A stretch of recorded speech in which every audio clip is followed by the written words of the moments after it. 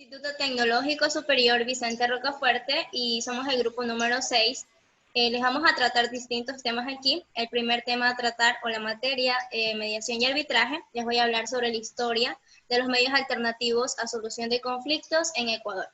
En 1963 se dictó la primera ley especial sobre materias, también llamada Ley de Arbitraje Comercial. Esta ley regulaba el sistema de arbitraje y el medio idóneo, lo cual buscaba la solución de conflictos que se presentaban entre los comerciantes.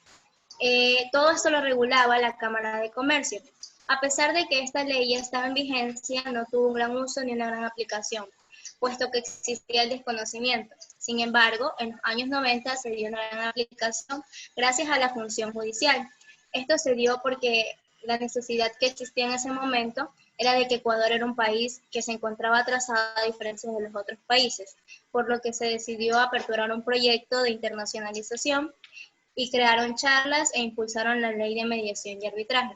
La Ley de Mediación y Arbitraje está en vigencia desde el 4 de septiembre de 1997. Esta ley fue publicada en el Registro Oficial 145. Esta ley también derogó reglamentos, disposiciones y resoluciones que existían anteriormente. Sin embargo, en ese mismo año también ya estaba en vigencia el arbitraje y ya existía para esto el Código Civil y el Código de Procedimiento Civil. Además, también ya existía la Ley de Arbitraje Comercial, pero quedó derogada con esta nueva ley. Para todo esto es importante mencionar los lineamientos de arbitraje. Como lineamiento principal, se establece en esta ley que en el artículo 3, que las partes del convenio arbitral que no pacten por medio de los principios se dictará como laudo. Esto quiere decir en equidad o derecho. Todo esto se entenderá por equidad. Además, el árbitro debe de ser un experto en la materia, puesto que el efecto judicial o jurídico del convenio arbitral se debe de ser el mismo. Además, el convenio arbitral procederá o produce la excepción de la incompetencia de la justicia ordinaria, y el árbitro tiene la potestad legal de dictar medidas cautelares. Todo esto se dará en un tiempo no mayor a 150 días. Se comenzará a contar a partir de que el tribunal se dicte como competente, puesto que el juez jurídico comenzará a dictar sin excepción alguna. Para todo esto es importante mencionar la resolución de conflictos. La resolución de conflictos es la rama de la ciencia política que busca resolver los antagonismos que se presentan de manera local y global, puesto que la ciencia política busca la resolución de conflictos por medio de acuerdos que den como resultado una manera perdurable y pacífica. Esto se dará por medio de una estructuración de procesos de negociación. La negociación es un punto clave dentro de todo este tema, ya que se da como etimología negociato, que significa acción y efecto de negociar. La negociación es un proceso que va encaminado a resolver los problemas que se presentan entre dos o más personas que buscan una decisión en común. Gracias. Bueno, yo voy a hablar sobre qué es la logística, sus elementos y como ventaja competitiva.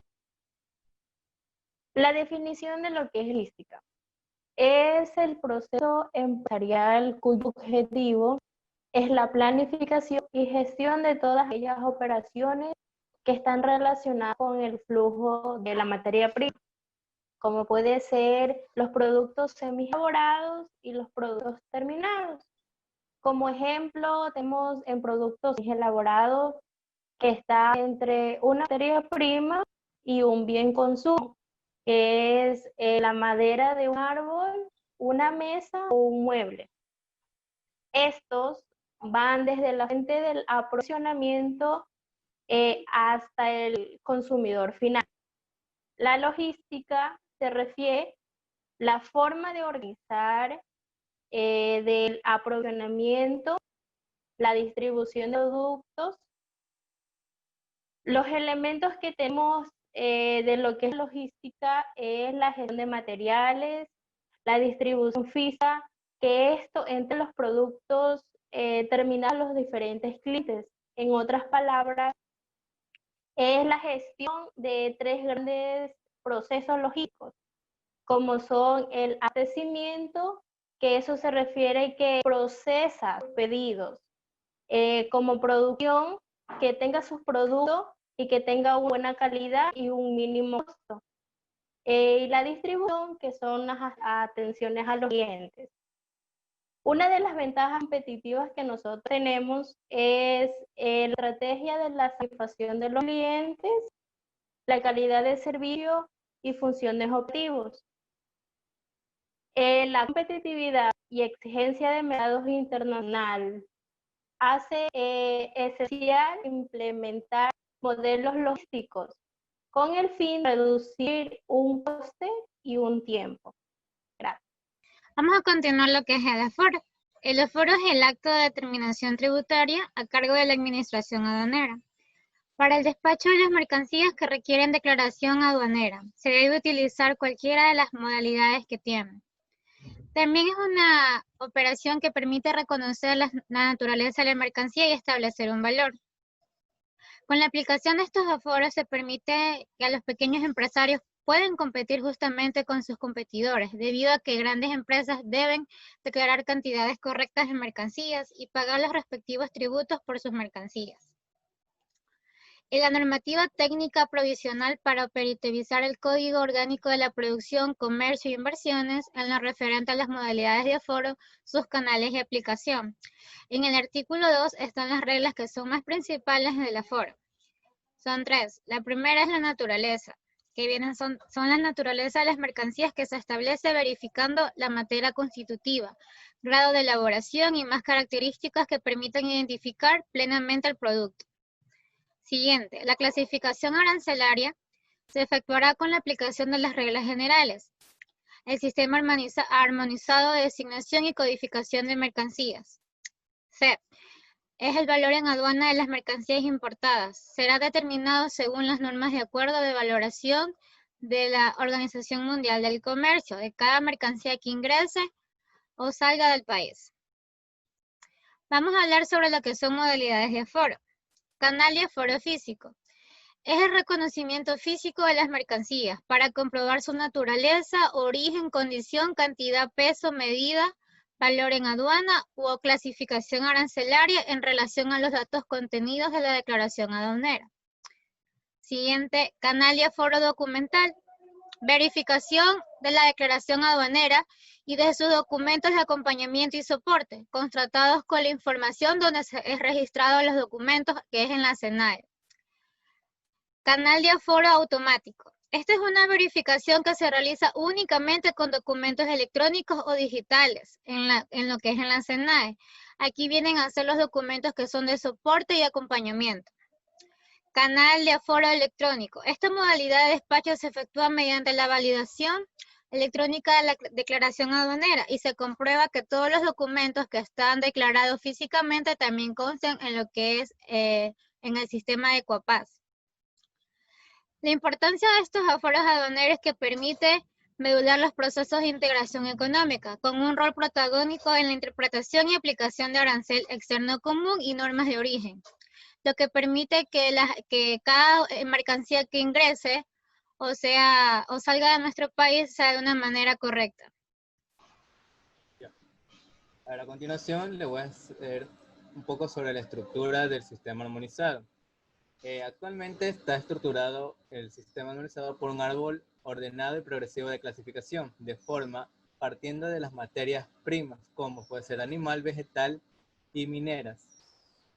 Se avanza según su estado de elaboración y en su materia constituida y después de su grado de valoración en función de uso o destino.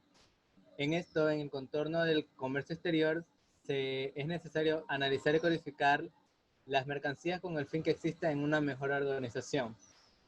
En esto tenemos un mapa, un cuadro estadístico, claro, sobre la explicación de la estructura, ya que consta de secciones, capítulos y subcapítulos, partidas que pueden ser específicas o genéricas. Entre específicas puede ser especificar qué partida corresponda y genéricas puede ser dependiendo de si pueden ser de uso único o variado.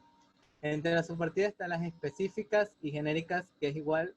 Entre las partidas también existen de primer nivel y segundo nivel. Entre las notas legales tenemos la sección, capítulos y subpartidas.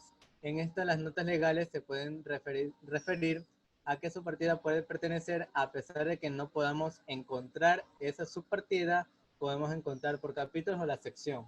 En esto, el comercio exterior ha regulado también lo que es el comité de la Organización Mundial de Aduanas, que se ha regulado en 1988 y se regula cada 5 años, ya que puede ser por los cambios tecnológicos,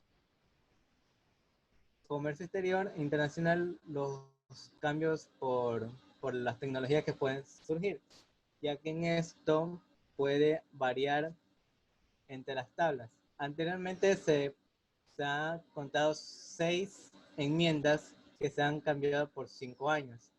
Entre esas existen las diferencias entre la quinta y la sexta enmienda, ya que entre varios ha habido lo que son cambios o definiciones que se la han eliminado, ya que hay unas subpartidas que pueden ser de utilidad y hay varias que no.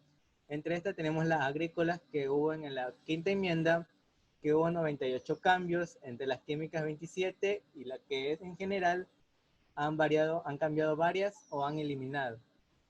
Entre la sexta enmienda han hecho pocos cambios, ya que solo han hecho unas pequeñas modificaciones, lo que es en las subpartidas, pero dependiendo en un capítulo todavía existe una partida, una sección que todavía no está regulada, ya que, como conté, que varía cada 5 años. Gracias. Reglas para la elaboración de un artículo científico. Un artículo científico es un documento donde se presentan los resultados obtenidos de una investigación. Para esto se expresan lineamientos y normativas a seguir para una correcta elaboración.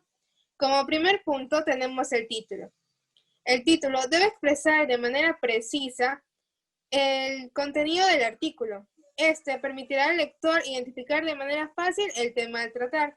Se recomienda que no excedan las 15 palabras y no tenga el uso repetitivo de preposiciones y artículos. Por otro lado, tenemos los autores, quienes deberán ser escritos su nombre por completo, iniciando de nombres, apellidos. En el apartado de resumen, muchos autores definen el resumen como el artículo en sí, resumido de manera compacta. Este de aquí no deberá superar las 200 palabras y deberá llevar las ideas principales de todo el artículo. También, este está acompañado de palabras claves o keywords, que serán de 3 a 5 términos que permitan al lector realizar una búsqueda del artículo. Es decir, para modo de ejemplo, podemos decir un análisis de la exportación de camarón a China. Las palabras claves serían exportación, China, camarón. Por otro lado, tenemos a la introducción, donde esta debe contener las declaraciones específicas acerca del campo, los elementos y fundamentos que determinen la necesidad de conocer el texto, brindando una valoración y justificación del artículo. Esto debe contener los antecedentes, los objetivos y el planteamiento del problema a investigar. En la sección de los materiales y métodos, se trata de expresar las variables a investigar de manera clara, sean dependientes o independientes, la correlación entre ellas, y la característica de este apartado es que tiene una brevedad. En cuanto al análisis de resultados, este está relacionado estrechamente con el título y la introducción, siguiendo los lineamientos del propósito a investigar. Estos resultados deberán ser expresados de manera ordenada, por orden de relevancia, tratando de evitar omitir información y con una perspectiva de explicación. Finalmente tenemos a las conclusiones, quienes deben evitar repetir textualmente lo expresado en el resto del artículo, generando diferentes interpretaciones y líneas de investigar, brindando al lector los resultados más relevantes y las aportaciones de todo el artículo. También debe contener las referencias seguidas de este apartado. Estas son las fuentes de apoyo que se han utilizado para obtener información del texto. De acuerdo a las normas APA, deberán ser citadas en el texto y también en una lista final de referencias, con el contenido del nombre, el año, la ciudad, el editorial, el nombre de la fuente Y en el caso de ser un medio digital, el link donde se ha obtenido el link donde se ha obtenido el artículo o informe donde se ha extraído la información. Gracias. Bueno, ahora bien, les vamos a hablar sobre el método científico. El método científico tenemos como definición que proviene del griego meta, que significa hacia, o a lo largo, odos, que significa camino, y del latín scientia, que significa conocimiento. Da como resultado camino al conocimiento. Este método científico se centra en la manera de adquirir conocimientos, es decir, el método aplicado. El método científico será el proceso de aplicación del método y técnicas científicas a casos y problemas teóricos y prácticos concretos en el área de la realidad social para buscar respuestas a ellos y obtener nuevos conocimientos. Se ajustan lo más posible a la realidad. Este método científico lo podemos aplicar también en los casos que se nos presenta en nuestra vida cotidiana, para así dar solución a un problema observado y de adquirir así nuevos conocimientos. Dentro de las características del método científico, es evidente que existen varias alternativas para tener respuestas sobre la realidad, como la tenacidad o inercia. Dentro de estas características está que es empírico. El método científico es empírico, los fenómenos que se investigan son observables y medibles, es decir, presupone la existencia de un mundo exterior conocible. El método científico también es objetivo.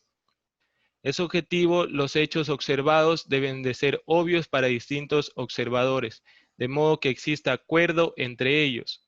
La condición para que se cumpla se circunscribe al respecto del investigador de las reglas y procedimientos establecidos. El método científico también es verificable o replicable. Si se ha cumplido la condición anterior, cualquier otro investigador podrá repetir la experiencia con el fin de alcanzar el progreso al conocimiento. Este método se dice que es replicable porque estos mismos experimentos se pueden repetir por otro investigador y así adquirir nuevos resultados y nuevos conocimientos. El método científico es infalible, es decir, que no puede fallar y emite y elimina cualquier error. La ciencia pretende eliminar errores, de modo que continuamente se somete a prueba el conocimiento adquirido con anterioridad. El método científico es acumulativo. El método científico necesita apoyarse en los conocimientos previos en la teoría, en sentido que ningún estudio científico es producto aislado. Todo investigador emplea trabajos precedentes como materia prima. El método científico también es público. El avance científico depende de la investigación disponible. Se apoya en el pasado en publicaciones que se aportan los investigadores, teorías las que fundamentan sus trabajos. Se dice que es público porque al momento de realizar la investigación adquirimos nuevos conocimientos y a estos los compartimos con los demás. Las fases del método científico. Como primera fase tenemos la observación. Esta es la etapa inicial donde se investiga, recopila, analiza y organiza los datos relacionados a estudiar. En la observación analizamos lo que observamos y recopilamos todos los datos mediante esta observación para organizar y estudiar el tema en sí. La proposición, como siguiente paso, es el punto de arranque o el punto de partida de la investigación, donde planteamos el problema o duda que se dispone a aclarar. Una vez planteada la duda, tenemos la hipótesis, planteamos nuestras hipótesis. La hipótesis es el planteamiento de las posibles soluciones al problema o asuntos que vamos a tratar. Se basa en una suposición que marca el plan de trabajo. Planteadas las hipótesis, procedemos a la verificación y experimentación. En este paso se intentará probar nuestra hipótesis a través de experimentos sujetos al rigor científico de nuestra investigación. Ya verificados, podemos obtener los resultados de demostración. En esta demostración se verifica los experimentos y se toman los resultados para demostrar que estos fueron falsos o fueron correctos.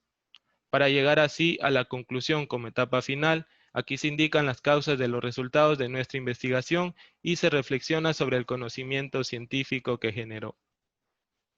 Aplicando un caso al comercio exterior, tenemos el transporte internacional o tránsito de mercancías. Sea el caso que de Ecuador sale una carga de banano hacia China. Esta carga al llegar al puerto de destino se observa que está dañada. Como primer paso tenemos la observación, que al momento de abrir el contenedor observaron que estaba dañada, que el producto el banano estaba dañado. Se plantea como siguiente paso la proposición. Por lógica, la proposición es por qué está dañada la carga, por qué llegó el banano podrido. Es la pregunta que nos planteamos o la duda a resolver. Una vez planteada la duda, vamos a la hipótesis. Ponemos dos hipótesis. Estas hipótesis pueden ser muchas. Claro que estas deben de ser razonables y deben de ser verídicas. Tenemos como primera hipótesis que a este contenedor fue abierto y por tanto al momento de abrirlo entró calor al producto. Como segunda hipótesis tenemos que la temperatura de este contenedor reefer, porque es un producto perecible, fue de manera incorrecta, la pusieron de manera incorrecta. Tenemos dos hipótesis, la temperatura y que este contenedor haya sido abierto. Vamos a la verificación. ¿Cómo verificamos la primera hipótesis? Si este contenedor haya sido abierto, verificamos los sellos que están en perfecto estado o que esté en la numeración correcta con el documento de acompañamiento que es el Bill of Lading. ¿Cómo verificamos si la temperatura es la correcta? En el BL se pone la temperatura correcta para este producto y se verifica físicamente al momento que ya haya llegado el contenedor al destino, físicamente la temperatura. Seguimos al siguiente paso que es la demostración. Es la parte donde analizamos si hemos logrado demostrar nuestras hipótesis. Analizamos que este contenedor no fue abierto porque los sellos estaban en perfecto estado y eran la numeración correcta. La segunda hipótesis era que la temperatura fuera la correcta. Se verificó en el documento y tenía una temperatura de 5 grados centígrados. Al momento de verificar físicamente, este contenedor tiene 10 grados centígrados. Se dio como conclusión, como etapa final, que fue la temperatura quien dañó al producto.